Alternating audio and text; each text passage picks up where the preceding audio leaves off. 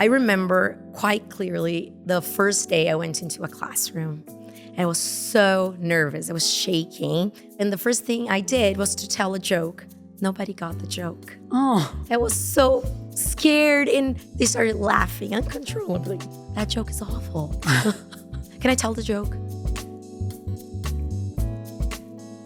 This is what I want to do for the rest of my life. Because being a teacher is not only helping them learn something new, but it's helping them to learn things about themselves. I love that. I like to eat apples and bananas. They hate that song, so they know they are being very loud. We are different ages. I'm your teacher, you're my student.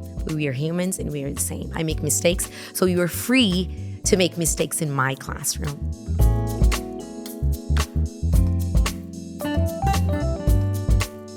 Welcome. Thank you. Thank you so much for having me. Yes, it's a pleasure to have you. It's so great to be here in this wonderful space that you have. Isn't it amazing? I love this place. Yeah, I bet your students also love it. Yeah, they come here all the time. Yeah. So I'm curious about what inspired you to be a teacher. As many of us, I was inspired by a teacher Ligia, and I'll never forget her. I was about 17, ready to get into college, and I was very confused of what to do because I loved English, but I loved other things too. So I went to class, and she was so inspiring, and she helped me a lot. By that time, I was having a personal issue, and she helped me with English and with other things. And I was so inspired by that. I looked at her and said, this is what I want to do for the rest of my life. I want to be part of students' journey, because being a teacher is not only helping them learn something new, but it's helping them to learn things about themselves. So that's my story. I love that. I love that teaching them about themselves. Yeah. Right? And how it's so much more than just content. There's so many other things that we get into in their lives. We are involved in their lives. Totally. So I've seen that you hold a degree in teaching and translation. Yeah, that's right. How has your background in translation affected your teaching in the classroom? I got into college to study teaching because it was along with translation. The course was the same. And during the course, I was like, I want to be a teacher, but at the same time, I love to read. So I want to be a translator too. But that helped me to get to know lots of books. I have never worked so much with translation because the classroom is something really challenging. And I went to the classroom and then I don't want to do this anymore. And then I went to translation and said, no, I miss my students. I want to go back to the classroom. That's my right place. So getting to know books and some techniques, specific techniques for reading and looking for specific information. So this helps me a lot, actually, to help students to learn how to read and write in English. Wow. And you're talking about those techniques. Yeah. Sometimes we think that those techniques can only be taught to older students. And you teach the little ones and you're already teaching them those techniques. Totally. Because I teach second graders and third graders. So it's by that time they learn how to read in English. They know how to read and write in Portuguese. Not fully, but they're getting there. And those specific techniques of, let's look for the mistakes in the sentence. Learning with their mistakes, and sometimes when they write something and they make a mistake, I get that sentence, put it on the board. I never say the owner of the sentence, but guys, let's look for the mistake because there's a mistake here. So that technique I learned in translation. And when we think about translation, sometimes we think that there's no place for that in the classroom, especially when we're teaching English as a second language. Oh, we can't speak the native language. We can't speak the mother tongue. But that's not necessarily it, right? Not at all, because with students that are learning Portuguese, so they compare Portuguese and English all the time. And that's very important because that's the way they find the similarities of the language. Oh, teacher, that's just like Portuguese. For example, chocolate, we write the same way as Portuguese. Mm-hmm. So they can see those words and look for specific similarities, and that helps a lot. of course, it's better if we speak 100% in English. Of course. But we have to put the mother tongue into the classroom to look for similarities that help them a lot, especially second and third graders. Wow, amazing. And then what led you to focus specifically on teaching English as a second language to children? And what do you find most rewarding about working with young learners? Okay, so the affection, like kids, they love to learn and they love their teachers. They are very respectful. And whenever they see me, oh, teacher, I love you. I remember you from last year. Oh, you taught me that. You're teaching me this, and I love you. Like the affection. And they're so engaged. Let's do this. Let's play a game. Let's do this, teacher. Let's read this text. Okay, let's do this. And it's so amazing to teach kids, first because of the affection, and second because they're so engaged. They're always up to it. Let's do this. They're always excited. And it's very rewarding to be with them during their journey to learn English. And all of a sudden, someday, they say something in English that they didn't say before, and you're like, oh my God, we did it. I did it. I'm teaching them because they are learning. They are listening to me, because especially kids nowadays, they have a hard time listening to us. And whenever I'm teaching something that's a bit more challenging, I go home and think, oh my God, I don't think they got it. But in the next class, they use that sentence in the right way. And I go home, I'm so sure that I did a good job. Mission accomplished. Mission accomplished. Yeah. We doubt ourselves as well. Oh, are we being good teachers? Could we be doing more for our students? And then they surprise us with what we've taught them, right? So much, because like 2 weeks ago, I was teaching the sound of H in English. And then the next class, he came, oh, teacher, in my house, there's a mat. It's written home. Wow, just like house and horse. I was like, oh my God, I cannot believe he listened to what I said. He looked for in his daily life and he found it. And he's a second grader. He's like almost 7 years old. He's not even 7 years old. Incredible. So it's very rewarding. Yeah, incredible. And I can imagine that you've been teaching for a while now. Yeah. And you've taught a big range of ages ever since you started teaching. But can you remember what was it like when you just started in the classroom? What was that like for you? It was a long time ago. 14 years ago. I started teaching 14 years ago. I'm very young, but I started teaching very young. I remember quite clearly the first day I went into a classroom. I was so nervous. I was shaking. It was a group of teenagers. They were about like 13, 14 years old. Very, very easy age. Very easy age to teach. Mm-hmm. And I got there, and the first thing I did was to tell a joke. Nobody got the joke. Oh. I was so scared, and a mixture of feelings.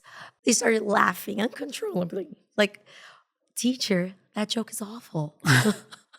And I tell the joke even today to my students. Can I tell the joke? Yes, please. I'm what very kind curious. of pants do elephants wear? I don't know. Elephants.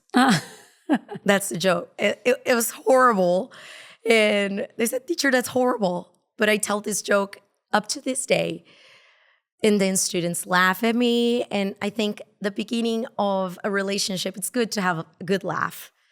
Because it's not easy to get to know a new teacher. And I was not even finished with my degree. By that time, I didn't have my degree yet. Mm-hmm. So it was horrible, but good at the same time. And you have an icebreaker for life. Yeah. And then you mentioned that you've taken further studies in education and technologies and bilingualism. Can you tell us a little bit more on how you integrate these three areas in your classes? Technology is something that we have to study these days, and people think that technology is just use a computer, use a tablet, but the technology is not only that. Technology is to be able to deal with technology. Kids nowadays, they know how to use tablets, but they don't know how to use computers. Yeah. They don't even know how to turn on a computer.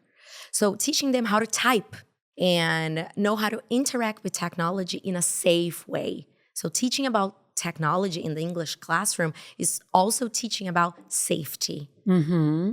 And kids, they don't like when I say that. kids, you cannot use certain apps because you're not 13. So teaching technology in the English classroom is not only games using tablets and computers, it's also helping them understand what safety means, what globalization means. It's very important to know how to write in a polite way when you're talking to another person on the computer. And it's very, of course, we play games all the time. We use tablets and computers, but it's not only about that. Right. And I think it's interesting how we need to teach them that although they have access to everything, they should be mindful of what they're using. They should be mindful of what they're doing. And if we don't do that, they're just going to use it in a reckless manner. Of course. And maybe some kids at home, they are not guided enough because we can use screens in the classroom. Of course, not the most of time, but we can use that because there's a specific purpose. Using technology and thinking about like computers and tablets, if you have a purpose, we got to do this because they were born in a very technological society. So we have to teach them. And I think it's the school's role to do that. And it's our part of our job is, besides teaching English, is teaching them certain life competencies, right? And thinking critically is one of them. So, I found this on the internet. Is it true? How do I fact check it? How do I see it, right? So really glad to see that you're already doing that with such young students because they'll be more prepared to deal with the challenges that they'll have in the future. Right. And maybe we don't even know which challenges they're going to face in the future because things change all the time. But I think they have to be very mindful that internet and computers, they are very useful. We got to learn how to use them. But there's a purpose. And it's good for parents to know that as well. When you use screens and technology in the classroom, we have a purpose. Right. We always have a purpose. I call that pedagogical intention. Yeah. So there's always needs to be a pedagogical intention. I can't just, I'm just going to do it because it's fun. Just going to do it because I want to kill some time in my class. It's not that. There's always something that a result that's going to come out of that. Yeah. And you were asking me about bilingualism, and I started studying that because I went to a class and the teacher said a bilingual person is not a person who sounds native-like. And the first time I heard that, I was like, what? So what's that? And I started studying, and I'm currently taking a course on that. And it's very interesting that a bilingual person is a person who's able to communicate in several different environments and not like a native speaker, but can communicate. Yeah. And it's hard to teach that. And sometimes teach that to parents. Exactly. Your kid is bilingual. Doesn't mean, he doesn't sound native. And I tell parents, he's never going to sound native because he's not a native speaker. He'll be able to communicate in a very successful way with a group, good pronunciation, good grammar, and everything. But he'll never sound like a native speaker because he's not native. He's Brazilian. Yeah, I feel that that's something that's very peculiar to Brazilians, that Brazilians want to sound like natives. I don't feel that other countries hide their accents. But I feel that we have this thing that, we need to speak like a native. The children or the teens that are learning, they need to speak like natives. So it's good that we are deconstructing that and educating parents. So you've mentioned a couple of challenges that you as a teacher have been facing. Can you tell me what's the biggest challenge you face in modern times in the classroom? Kids, they have a little time of concentration, different from, let's say, 5 or 10 years ago, totally different. So the biggest challenge in my classroom is to keep their attention, especially for reading and writing. And I teach second and third graders, and they are learning the basic structure, the grammatical structures of the language. Guys, you got to be mindful of this, mindful of that. You cannot read a text while you spin on your chair and while you're almost upside down. You cannot do that. You got to sit down in a very comfortable position or sit with a friend if you guys are going to read something together, and you got to focus. So we use like mindfulness and other types of exercises to teach them how to be very focused on what they are doing. Because during speaking activities, they're always like speaking to their friends using the English that they have. So it's okay, but reading and writing, especially reading comprehension, they have a hard time with reading comprehension because they're learning how to read and write in Portuguese. Right. So they got to be focused. So that's the biggest challenge in my classroom today. Right. So you talked a little bit about mindfulness. Do you have any other tips for our teachers that are listening, how they can help? I don't think that's a Brazilian problem or just your classroom problem. I think that's an issue maybe worldwide. So any other tips to help students focus and concentrate? I like attention grabbers to get their attention because that's a challenge as well. So I use a lot of them. And meditation, which is mindfulness, and ask them to do little things. Like, guys, for 2 minutes, you're going to talk to your friend about your day. And then they like calm down. Or let's walk everybody in the classroom for 2 minutes in silence. We do those kind of exercises. So it's put them in the present time. So everything, let's get a call for the little ones. Guys, now you're going to get in yellow pencil, please. Yellow pencil. Everybody gets that yellow pencil. Or I tell a joke. Or guys, let's take our shoes off and put them back. Like things that make them realize that they are there and it's time for the class. It's very simple. Does everybody have a rubber today? And everybody has to put their rubber up. It's a very simple thing. Yeah, I love that because it's so simple, but it's so effective at the same time, right? And speaking of students, what do you learn from your students? I learn a lot, and about English too. One of my students, I was teaching about singular and plural nouns, and I taught them that fish doesn't have plural. So we say 1 fish, 2 fish, and 3 fish. So the next day he comes to me and says, I looked in the dictionary and I saw the word fishes. I was like, no, you're wrong. There's no fishes. That's wrong. He said, no, teacher, open the dictionary. There's a word, fishes. And I say, come to my desk. We're going to look for it because fish, that's the only thing. So we went to the dictionary and there's, in fact, fishes. To be used, the word has to be used in a very specific situation, which is to talk about different species of fish. And I didn't know that. I spent all my life and I said, oh my God, I have been teaching for 14 years and I didn't know that. And I loved that the student, he went to the dictionary because I taught him that. When you have a question or somebody says something that you think that sounds weird, let's look in the dictionary. And I was so proud of him. And the kids were like, no, the teacher is always right. And I teach them that all the time. Guys, I'm not always right. I'm a human being. Yeah. I'll make mistakes. But you know the difference of being wrong and being right? Because when you're being wrong, you got to be very humble to say, I'm sorry, I was wrong, but I'm going to make it right. And I feel so close to my students when they see me as a human being. My teacher, she knows a lot, but she doesn't know everything. So I am able to teach her things about the language sometimes, but most about myself, about things my own age. I like lots of things that they like. And they think it's not true, but I love it. Some characters and comics and cartoons.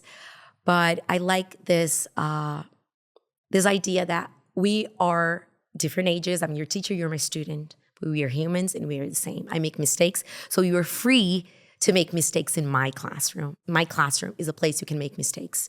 But I always tell them, be humble. Say, I'm sorry, I made a mistake. I'm going to fix it. And that's such a powerful message that you're sharing across your classroom is it's okay to make mistakes. And I'm glad I made it because I was able to learn something new, right? So that's very, very powerful. That's powerful. And I love that. That's one of the things in the classroom that makes me so happy and keeps me going. I just wanted to pop in during this fabulous discussion to share a top tip from our teaching community. This time we hear from educator and materials writer Michelle Worgan. we asked her to share with us her top tip for getting students to speak in English during pair or group activities. Well, I think you need to think about if they're not speaking English, why they're not speaking English, because there's going to be a reason. So it might be that they don't know what to do and your instructions weren't clear enough. So in which case you would need to make your instructions clearer, model the activity, do concept checking questions, things like that. It might be that they don't have the language to do the activity, in which case you'd need to think about how you can prepare them to do it, or give them scaffolding, give them vocabulary, or whatever language they will need for the activity. It might also be that the activity is not the right level cognitively, like it's too challenging for them cognitively. So you might need to adapt the activity. I think there's always a reason behind it. And if we can encourage them in any way to speak English, that's going to help. A lot of the time, I think, with the activities and the tasks we do, students don't always see the purpose of it. And it's not really meaningful for them. They don't really know why we're asking them to do something or why we want them to learn this language. So if we can make the activities interesting, relevant to the learner's interests, then they're going to be more engaged and more motivated in general, but also to use English, I think. So you've talked a little bit about how you feel in the classroom and the emotions that it brings out in you. When you think about that feeling that students spark in you, right? So that Cambridge has that phrase, that feeling when. So I wanted to see if you can think of an example of a situation or a student where you get that feeling or when you've had that feeling. I always have that feeling when students, they can compare Portuguese and English. Like this is like this in Portuguese, but in English it's totally different, or it's the same, because that tells me that they are paying attention, they are very engaged. So that's one of the best moments for me. Or when a student that has a hard time learning English use a correct sentence in a correct context. That for me is incredible. I always tell my students, guys, don't forget to take notes.